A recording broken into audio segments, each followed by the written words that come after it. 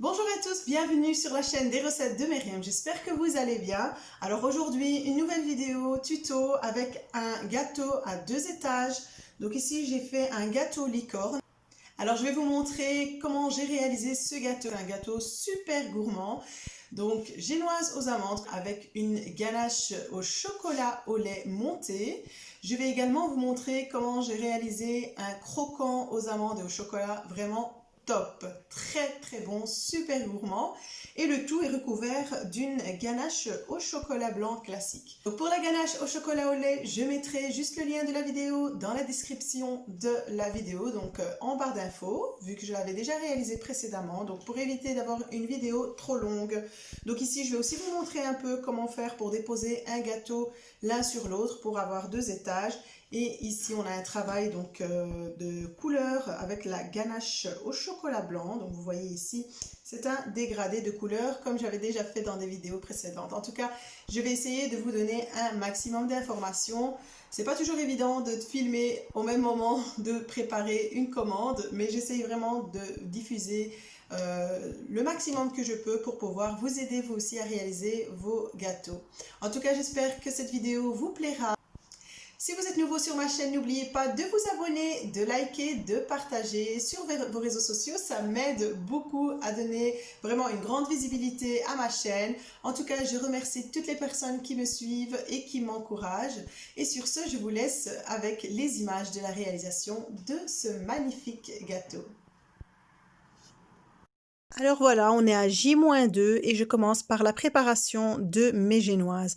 Alors je vais commencer d'abord par la première génoise que je vais mettre dans un moule de 20 cm de diamètre. J'ai ici 6 œufs. J'ai également 180 g de sucre. Je vais les laisser se battre 10 minutes jusqu'à ce que le mélange mousse bien et que j'obtienne un ensemble bien crémeux. Je rajoute à la dernière minute quelques gouttes d'arôme aux amandes. Vous voyez, on obtient vraiment une belle mousse.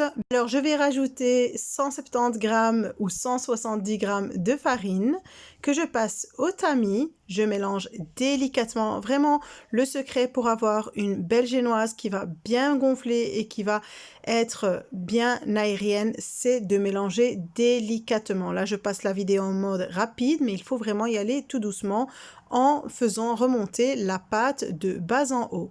J'ai également 35 g de poudre d'amande que j'ai tamisé préalablement et je vais la mettre en 2 ou 3 fois. Donc vraiment y aller tout doucement pour ne pas faire retomber le mélange et je continue de mélanger toujours à la maryse délicatement. N'oubliez pas de préchauffer votre four à 180 degrés.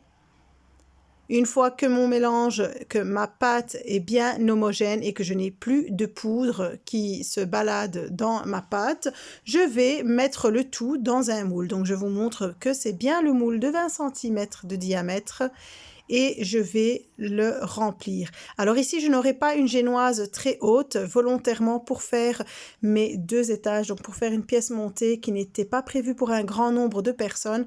Donc j'ai fait des petites génoises. Alors je refais pareil pour la génoise du haut. Je vais utiliser cette fois-ci un moule de 15 cm de diamètre. Alors ici, j'ai utilisé 4 œufs, 120 g de sucre, j'ai rajouté 100 g de farine et 20 g de poudre d'amande. Également, j'avais mis quelques gouttes d'arôme d'amande aussi. Je vais également l'enfourner. Donc pour le four, ça dépendra de votre four. Généralement, ça tourne autour des 45 minutes à 180 degrés. Vous voyez ici, j'ai emballé ma génoise dans du plastique une fois qu'elle a tiédi. Donc j'attends vraiment qu'elle tiédit. Je l'emballe dans du plastique pour qu'elle garde un maximum d'humidité, pour qu'elle soit bien moelleuse. J'attends qu'elle soit complètement froide et je réserve au réfrigérateur jusqu'au lendemain. Alors à J-2, j'ai également préparé ma ganache montée au chocolat au lait. Je laisserai le lien en barre d'infos. Alors ici, je passe à la préparation de la ganache de couverture au chocolat blanc. Donc je l'ai déjà fait plusieurs fois avec vous dans mes vidéos. J'utilise de la crème à 30%. C'est suffisant pour les ganaches classiques. Ici, j'ai du colorant blanc de la marque Wilton. J'ai utilisé ici 1,5 kg de chocolat blanc et 500 ml de crème que j'ai porté à ébullition. Je la verse en plusieurs fois. jusqu'à faire fondre complètement mes morceaux de chocolat. Alors ça fait beaucoup de chocolat, mais au niveau de la quantité donc de gâteaux de génoise que j'avais à recouvrir et les boudins que j'avais à mettre à chaque fois au niveau de chaque garniture, c'était juste ce qu'il fallait. Donc franchement, quand vous avez un gâteau à faire, n'hésitez pas à utiliser assez de ganache. Je vous laisserai le lien d'un site en barre d'infos très sympa pour calculer la quantité de ganache dont vous avez besoin en fonction de la taille de votre moule et de la hauteur de votre gâteau. Donc ici, quand j'ai bien fait fondre tout mon chocolat, si vous avez du mal à le faire fondre, n'hésitez pas à remettre au bain-marie et puis vous le passez à la passoire pour être sûr qu'il n'y ait aucun morceau de chocolat pour avoir un beau lissage. Je mets directement mon colorant blanc, vous voyez, ça donne une très belle couleur. Comme ça, on a plus ce jaunâtre du chocolat. Donc ici, je vais couvrir au contact et réserver et je laisse à température ambiante. Alors, je passe maintenant à la réalisation de mon croquant aux amandes et au chocolat praliné. Vraiment, c'est une tuerie dans le gâteau. J'ai commencé par monder mes amandes. Alors pour monder les amandes correctement, vous mettez de l'eau à bouillir dans une casserole. Vous attendez vraiment que l'eau chauffe bien, qu'elle soit à ébullition. Une fois que l'eau est à ébullition, vous jetez vos amandes dedans. Vous comptez 2 à 3 minutes et vous les retirez directement. Comme ça, on garde des amandes qui sont bien sèches au centre et qui vont rester bien croquantes. Donc alors ici, j'ai utilisé 100 g d'amandes donc que j'ai grillées au four après les avoir mondées. J'ai également plus ou moins 100 g de chocolat praliné. Donc je vous ai montré que la tablette faisait 44 g. J'ai mis 2 tablettes, donc on va dire que j'en ai mis 88 g. J'aurais pu aller jusqu'aux 100 g sans problème. Et j'ai également rajouté 50 g de chocolat noir. Vous pouvez aussi utiliser du chocolat au lait. Alors j'ai fait fondre mon chocolat. Vous voyez, je l'ai fait fondre au bain-marie ou dans un micro-ondes. J'ai mis dans un bol. J'ai grillé mes amandes et je les ai moulues, comme vous le voyez ici, assez grossièrement, pas trop finement. J'ai mélangé le tout. Je verse le tout sur du papier sulfurisé. Je recouvre avec une deuxième feuille de papier sulfurisé et je vais étaler ma pâte donc de chocolat et amandes bien finement. Plus ça sera fin et meilleur ça sera dans la bouche. Alors, une fois que j'ai l'épaisseur souhaitée, je réserve au réfrigérateur pour que mon chocolat fige. Alors voilà, le lendemain, on est à J-1, je vais passer au fourrage de mes gâteaux ainsi qu'au lissage par la suite. Donc vous voyez ici, j'ai mes 2 génoises. J'avais aussi préparé mon sirop la veille. Évidemment, je ne voulais pas montrer. Je l'ai déjà montré plusieurs fois. C'est une dose d'eau contre une demi-dose de sucre qu'on laisse porter à ébullition. Vous voyez ici mon craquant, regardez comment il est très fin avec des amandes super craquantes. Donc vous pouvez le casser en morceaux, le mettre dans une boîte hermétique et le conserver au réfrigérateur et vous pourrez le réutiliser par la suite. Si vous avez mondé correctement vos amandes et que vous les avez grillées, je vous assure que le craquant des amandes restera très longtemps. Alors ici je commence avec ma première génoise, donc dans mon moule de 20 cm de diamètre. Je n'avais pas de rhodoïde pour ce moule, alors j'ai utilisé du papier cellophane. Vous voyez, j'ai déposé ma génoise, je l'ai imbibée généreusement de sirop.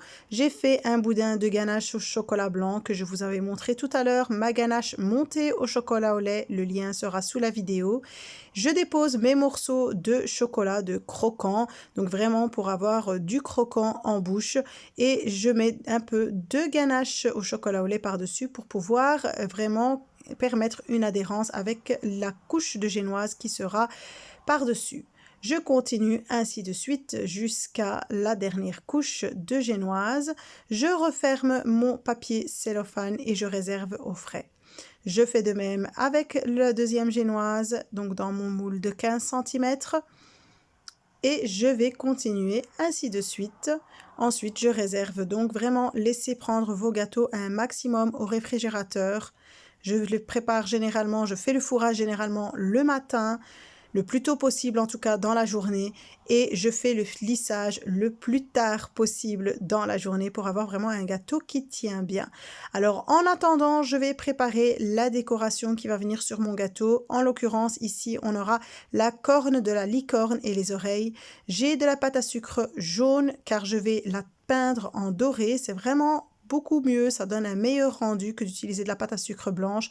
Et vous voyez, j'utilise de la poudre Tylose pour la faire durcir un maximum. Alors, je vais faire un boudin de pâte à sucre jaune. J'ai un pic à brochette comme vous le voyez ici et je vais, après l'avoir imbibé de peu de colle, donc la colle c'est juste la poudre Tylose mélangée à de l'eau, donc très peu de poudre avec de l'eau. On mélange et on laisse quelques minutes reposer pour avoir une espèce de colle. Vous pouvez aussi utiliser de l'eau. Alors pour la corne, il y a des personnes qui font deux boudins et qui les enlacent entre eux. Moi je n'en fais qu'avec un seul que j'enroule sur lui-même, donc je les fais assez gros sur un côté et très fin sur l'autre bout et vous voyez ça me donne une corne assez régulière. Alors pour les oreilles ici je prends deux emporte-pièces en forme de cœur, un plus grand que l'autre. J'ai également besoin de deux cure-dents, j'ai de la pâte à sucre blanche que je vais étaler et je vais pouvoir évidemment couper dedans. N'oubliez pas de mettre également du Tylose pour qu'elle durcisse et qu'elle tienne bien sur le gâteau. Alors je coupe deux grands cœurs et deux petits cœurs. Et avec les cœurs, en fait, on obtient vraiment une belle forme d'oreille. Alors vous voyez, je mets un peu de colle ou de l'eau et je dépose le petit cœur par-dessus le grand, en vraiment le descendant un peu bas pour vraiment donner, regardez, cette différence de taille par-dessus. Et je replie les deux côtés, je mets le pic au bas pour pouvoir ensuite le fixer sur le gâteau. Je fais de même avec la deuxième. Et je vais pouvoir les laisser durcir jusqu'au moment où j'en aurai besoin pour le gâteau. Alors ici, je vais passer au lissage des gâteaux, des deux génoises. Alors j'ai fait 3 couleurs de ganache pour le gâteau du bas. Donc j'ai simplement prélevé, on va dire 3/4 de bol, comme vous le voyez ici, en 3 fois, donc dans ma ganache blanche. Donc je l'ai un peu réchauffée parce qu'elle avait durci et j'ai mis du colorant bleu ciel dans l'un, rose dans un deuxième et jaune dans le troisième. Simplement, regardez quand votre ganache durcit, il suffit de la travailler à la cuillère, de bien la mélanger ou de la réchauffer et elle va se ramollir d'elle-même. Donc, comme on avait déjà du colorant blanc dans la ganache au chocolat blanc, ça m'a vraiment fait ressortir de très belles couleurs pâles. Donc, si vous voulez vraiment avoir de belles couleurs super claires et bien pâles, n'hésitez pas à mettre du colorant blanc également dans votre ganache, car si vous mettez directement du colorant dans votre ganache qui est un peu jaunie, parce que le chocolat blanc a une couleur légèrement jaune, eh bien vous n'aurez pas un très beau rendu de couleur. Donc comme vous le voyez ici, j'ai mis ma ganache dans ma poche à douille. J'ai d'ailleurs un petit invité surprise. Et vous voyez donc j'ai juste fait le tour de mon gâteau. Donc pour chaque couleur, j'ai fait 2 fois le tour de mon gâteau et je lisse à chaque fois. Faites attention de ne pas faire baver les couleurs les unes sur les autres. Et après, quand vous voyez qu'il y a des trous, vous rectifiez en rajoutant la bonne couleur à chaque fois. N'hésitez pas à remettre la bonne couleur par-dessus pour vraiment avoir des finitions qui soient parfaites. Et voilà, je continue. Donc j'ai mis aussi de la ganache jaune pour terminer le haut du gâteau. Et je continue de lisser, relisser, faire le tour de mon gâteau plusieurs fois, vraiment pour avoir un très beau rendu. N'hésitez pas à remettre votre gâteau au frigo quelques minutes et à refaire une deuxième couche s'il le faut. Donc voilà, mon premier est terminé. J'ai passé également au lissage du deuxième que je n'ai pas montré. C'était toujours avec la ganache au chocolat blanc, donc pour éviter d'avoir une trop longue vidéo. Alors ici, une fois que mes gâteaux ont bien refroidi au frais, vous voyez, je vais prendre des pics en bois. En fait, j'ai utilisé des pics en bois ici parce que le gâteau du haut est assez petit, n'est pas très lourd. Donc, si vous avez une pièce montée avec vraiment des gros gâteaux par-dessus, n'hésitez pas à acheter des dowels qui sont beaucoup plus solides. Vous voyez, quand j'ai mis le pic en bois sur le gâteau, je prends la mesure qu'il me faut et je coupe à l'aide d'un ciseau pour avoir vraiment des pics qui sont à l'intérieur du gâteau et qui ne le dépassent pas. Alors, je suis toujours à J-1, j'ai voulu gagner du temps en préparant un maximum de décoration sur mon gâteau. Ici, j'utilise l'extrudeur pour faire sortir des fils de pâte à sucre pour faire mon arc-en-ciel. Donc, je vous avais déjà montré dans une vidéo précédente. que je malaxe bien la pâte à sucre avec de l'huile et je la fais passer dans l'extrudeur. Vous voyez, mes mains sont bien huileuses, mais ça aide beaucoup, ça sort très facilement. Donc voilà, je fais quelques fils de couleurs. J'ai du bleu ciel, du jaune, du rose et du mauve. Et je vais faire une forme d'arc-en-ciel que je vais disposer sur mon gâteau, sur l'étage du bas. Donc je ressors mon gâteau du réfrigérateur, juste le temps de disposer par-dessus ma déco et je le remettrai évidemment au frais le plus vite possible. Donc voilà, une fois que j'ai disposé le premier fil, j'aurai évidemment plus facile à disposer les suivants. Je mets un peu de colle ou de l'eau juste pour qu'il y ait une adhérence avec le gâteau. Et j'ai fait des petits nuages à l'aide d'un moule en silicone, le chiffre 1 et le prénom de la petite princesse. Alors, c'est le jour J, mes gâteaux ont bien reposé une nuit entière au frais. Alors, vous voyez, je mets un peu de ganache sur l'étage du bas. Je récupère mon gâteau qui va aller par-dessus. Je laisse la spatule sous le gâteau. Comme ça, je peux le positionner et le déplacer comme je veux. Une fois que je vois qu'il est bien droit sur le gâteau du haut, je retire la spatule délicatement et voilà, mon gâteau est bien droit et est bien positionné. Alors ici, je fais encore des fils de pâte à sucre en bleu ciel. J'en fais deux et vous voyez, je les roule sur eux-mêmes pour faire une sorte de tressage. Je vais le mettre au pied du gâteau du bas en faisant tout le tour. J'ai mis un peu de colle ou vous pouvez mettre de l'eau. Je les fais rentrer derrière les nuages, comme ça donne une meilleure finition. Je fais un fil rose, un fil mauve et je fais pareil pour le gâteau du haut. Alors, une fois que je l'ai bien collé sur le gâteau, je vais pouvoir faire sortir encore une fois des fils, cette fois-ci noirs, pour faire les yeux de ma licorne. Là, ça sera beaucoup plus fin et je vais faire une forme avec les petits morceaux que j'ai coupés de la même taille, donc une belle forme de yeux fermés, les yeux qu'on voit sur les fameux gâteaux licorne. Une fois qu'on a la belle forme que l'on souhaite, on va rajouter par-dessus des petits morceaux qu'on affine pour faire les cils de la licorne. Alors maintenant que j'ai fini tout ce qui se pose sur le gâteau, je vais juste disposer ma corne et les oreilles. Vous voyez, je les avais déjà piquées, donc je vous montre que simplement je les ai enfoncées dans le gâteau. Ce n'est pas fini, on va peindre la corne, on ne va pas la laisser jaune comme ça.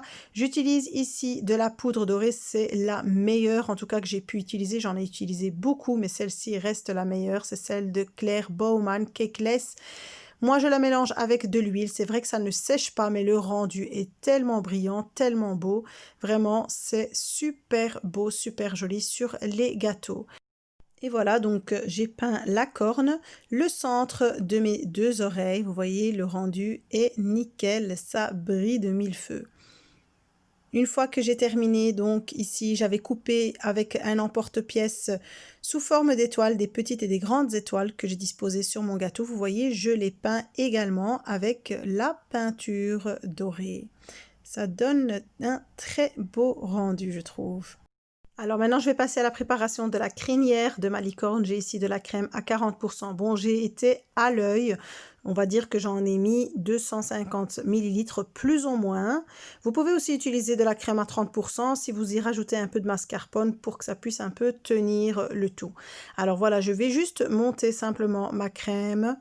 J'y rajoute un peu de sucre glace, de l'arôme à la vanille, ça donne un meilleur goût. Et je vais partager ma crème en 3 bols pour faire 3 couleurs. Donc je n'ai vraiment pas besoin de beaucoup de crème.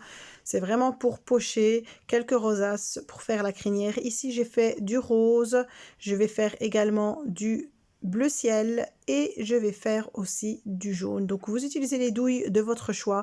J'ai pris les douilles que j'avais devant moi et je vais commencer à pocher donc ma crème sur ma licorne. Vous voyez, j'y vais en faisant des points, des rosaces, vraiment comme vous voulez. Donc c'est pour ça que le lissage de mon gâteau du haut n'est pas parfait. C'était fait exprès vu que je savais qu'il allait être recouvert de crème. Et donc voilà, je lui fais une belle crinière sur le haut, sur l'arrière et qui revienne un peu sur le devant. Donc vraiment pour qu'elle soit au top, cette licorne. en variant à chaque fois les couleurs. Alors pour terminer, pour lui donner une touche de beauté en plus, je vais prendre des perles roses que je vais disposer un peu partout et des petites perles blanches aussi que je vais parsemer par-dessus sa crinière. Alors voilà, mon gâteau licorne à 2 étages est terminé. J'espère qu'il vous plaît, que vous avez apprécié la vidéo, qu'elle n'a pas été trop longue. En tout cas, j'ai essayé de vous faire passer un maximum d'informations. Je suis désolée s'il manque des petites parties qui n'ont pas été filmées sur le coup. C'est vraiment pas évident en fait de partager tout de A à Z. En tout cas, j'essaie de faire de mon mieux. Si vous avez apprécié ces efforts-là et que vous avez aimé mon gâteau, n'oubliez pas de liker, de partager ma vidéo un maximum sur vos réseaux. Laissez-moi un petit commentaire, je vous répondrai avec grand plaisir. Et si vous êtes nouveau, n'oubliez pas de vous abonner. Sur ce, je vous dis à très vite pour une nouvelle vidéo.